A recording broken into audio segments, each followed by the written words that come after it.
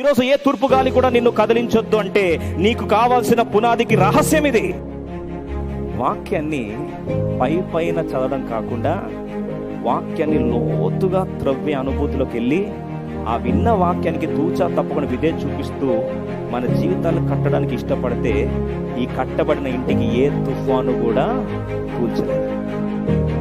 ఈరోజు మన అవసరం ఏంటంటే లోతైన వాక్యం, profound, fundamental, deep revelation can only give you a solid foundation. సరైన పునాది కావాలంటే సరైన లోతైన వాక్యం కావాలి. ఒక కూలిపోయే ఇంటికే లేదా కొన్ని రోజుల నుండి ఇంటికే పునాది అంత ప్రాముఖ్యమైతే మరి నీ ఆత్మీయ జీవితం, నీ కుటుంబ జీవితం, నీ సంఘ జీవితము మరి లోతుగా దొరికే వాక్యము కొరకు నువ్వు ప్రయాసపడడాన్ని మరి దేవుడు దాన్ని హర్షించడా?